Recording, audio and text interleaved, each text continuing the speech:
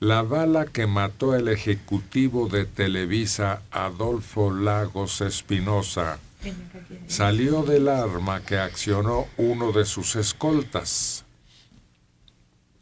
pero no implica que éste tuviera la intención, sino que fue una reacción por defenderlo ante el ataque de asaltantes. Por tanto, al no ser intencional, el delito admite acuerdo reparatorio, dice la Procuraduría de Justicia del Estado. Gómez Sánchez manifestó, el que maneja las autoridades en ese renglón, que la investigación sigue su curso. Continúa la búsqueda de 2 supuestos asaltantes que intentaron despojar de sus bicicletas a Adolfo Lagos y su acompañante cuando ambos peladeaban sobre la carretera Pirámides-Tulancingo. Luego del intento de asalto que costó la vida al vicepresidente de Telecomunicaciones de Televisa y director general de ICI, los vecinos de Nocaltepec y Otumba, son las poblaciones más cercanas, así como ciclistas que utilizan esa autopista Pirámides-Tulancingo en el tramo Tenochtitlán, demandaron a las autoridades mayor vigilancia porque tienen constantes asaltos que se cometen por parte de bandas organizadas. Recordaron que el pasado 3 de julio, sujetos armados y en motonetas asaltaron y dispararon contra un grupo de ciclistas eslabones, así se llama ese grupo, que se dirigía hacia el acueducto del Padre Tembleque en la carretera Pirámides-Tulancingo, kilómetro 43, donde a algunos les obligaron a entregar sus bicicletas. Es una plaga siempre presente. En otros datos, aún existen dudas, dicen, sobre lo ocurrido. Es el kilómetro 44 de la carretera Tulancingo-Pirámides.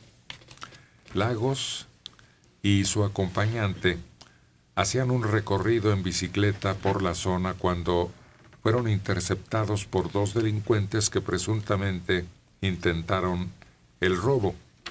Al momento de ser interceptados, Lagos descendió de la bicicleta y la dejó tirada. En su marcha, la camioneta de los escoltas pasó por encima y la hizo pedazos. Según la fiscalía, antes de llegar a la caseta de cobro, a unos 40 kilómetros del punto del ataque, una de las llantas perdió presión de aire. Aunque no se precisaron las causas, esto dificultó el traslado del lesionado a un servicio médico eficiente. O sea, tuvo la mala suerte de encontrar un mal guardaespaldas, la mala suerte de que lo asaltaran, la mala suerte que dispararan y le pegaran a él, y después la mala suerte que se le ponchara una llanta o se le bajara la presión, una llanta que al ser blindada la camioneta es una llanta imponchable. Son como muchas malas suertes para un accidente. Pero no es mala suerte, es ineficiencia. Ya lo dijimos aquí con toda claridad. Son manos inexpertas. Una cadena de dislates que Exacto, lleva a este desastre. Al ver esta situación que los ladrones disparaban contra la camioneta del escolta, porque tiene un balazo el vehículo, los guardias repelieron el ataque. Por desgracia, el señor Lagos quedó en medio de la línea de fuego entre los agresores y el escolta chofer.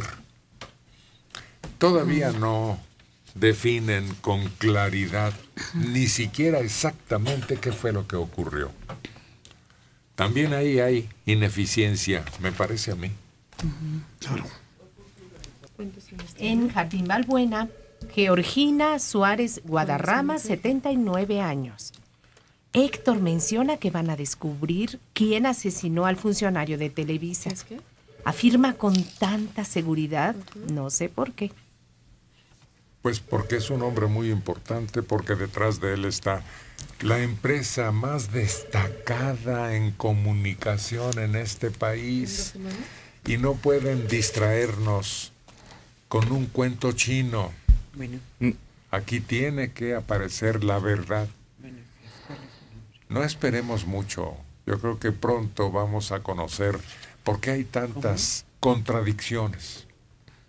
Pero el asesino ya está descubierto, ¿eh? Va usted atrasado. Todavía no sabemos las motivaciones. ¿Quién disparó? El arma, todo se tiene perfectamente identificado. Hay dudas todavía, pero es que no nos dan datos que concreten y aclaren dudas sobre el caso Lagos, sobre lo ocurrido en el kilómetro 44 de la carretera Tulancingo-Pirámides.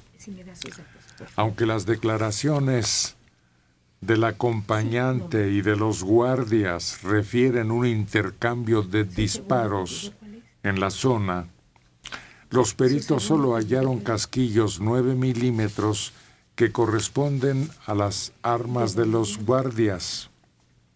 Incluso la camioneta presenta solo un disparo y es de ese calibre en el espejo lateral derecho. ¿Qué edad tiene? Si este balazo es de uno de los guardias, todavía habla aún más de su ineptitud. ¿En dónde estaba? Para poder tener ese ángulo. O que se dio cuenta lo que hizo y dijo, vamos a decir que nos dispararon. Sí. Lo que entonces hablaría ya de una perversión, no solo ineptitud. En ese momento, Lagos descendió de la bicicleta y la dejó tirada. En su marcha, la camioneta de los escoltas pasó por encima y la rompió. Estos no tenían la menor idea de lo que estaban haciendo, aparentemente.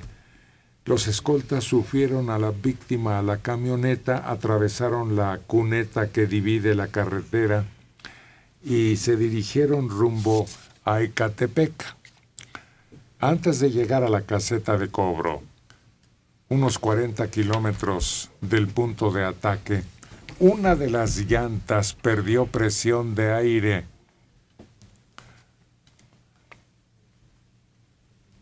Así que aquí se habla de que provocaron la muerte del ciclista al intentar asaltarlo.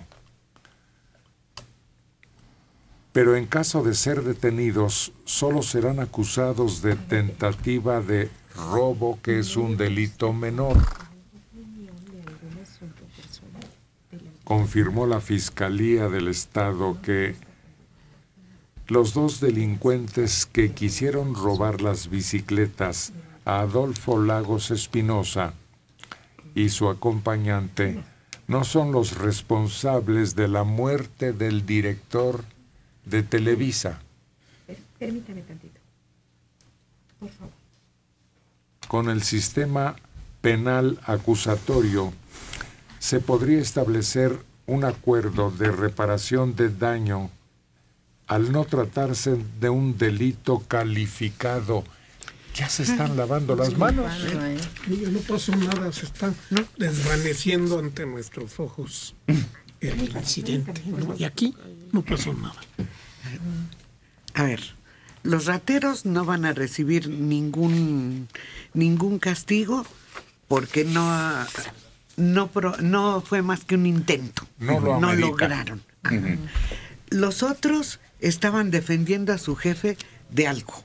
Uh-huh. Todavía no sabemos de qué, pero lo estaban defendiendo de algo. Esos disparos, el que daña al director, el que golpea la camioneta, el que se desinfle la llanta, no es nada que perseguir, nada de investigar. Oye, cosas más extrañas suceden en nuestra justicia. ¿Y qué pasa con el segundo ciclista? O sea, el que hizo, acudió a auxiliar al que le habían disparado, o agarra la bici, se sigue de frente para huir del asalto y de las balas. Yo creo que esa persona sería la clave. Además, ¿qué relación tenía con el director de ICI? Si era amigo, era... ¿Qué? O sea, ¿por qué no se habla mucho de esta persona que sería el testigo que podría marcar la diferencia de los relatos que ya se han dado? Él ya declaró que él se detiene, que ve a los asaltantes, él es el que dice que se van corriendo por la nopalera, él ya dio su versión de los hechos, que no hubo ningún hecho. Él no tiene nada que ver ya, y se está ocultando su nombre por siempre protocolo, pero lo que está mal son las leyes, lo que está mal es la aplicación de las leyes, la investigación, los cuerpos de seguridad y la regulación, las armas. Todo está mal. Sí, por ejemplo, en la ley de Estados Unidos, cualquier muerte ocurrida durante la realización de un acto delictivo como un asalto es culpa de los asaltantes. De todos. Y a todos, hasta que el que está esperando en el coche, son acusados de asesinato. Uh-huh. Hasta la compañía Sí. del que hace los coches lo hubieran acusado.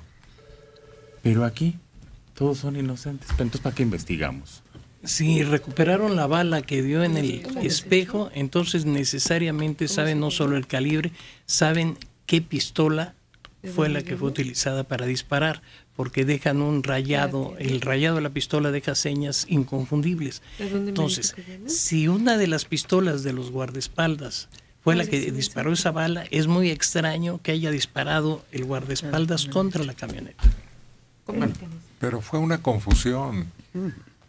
Es exculpable. Sí. Nos queda claro, hijo, iba a usar que eran unos incompetentes. Súbanle el adjetivo.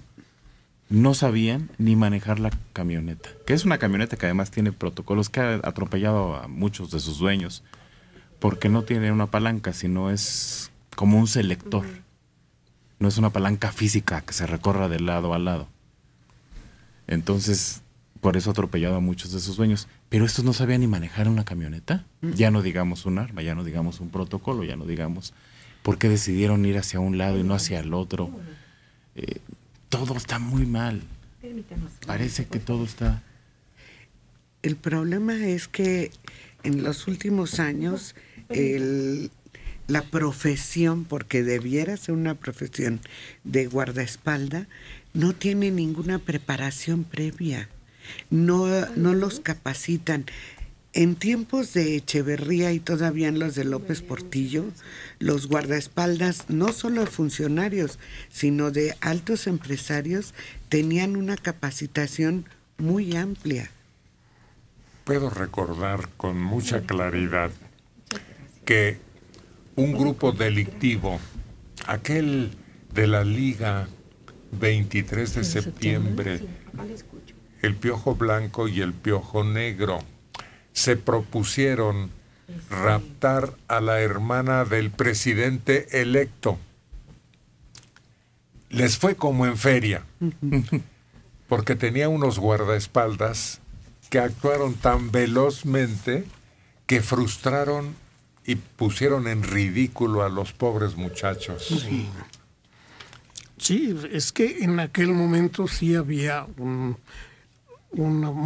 movimiento claramente hostil al gobierno y dispuesto a emplear las armas y actos como el secuestro para financiar su revolución, su visión de la revolución.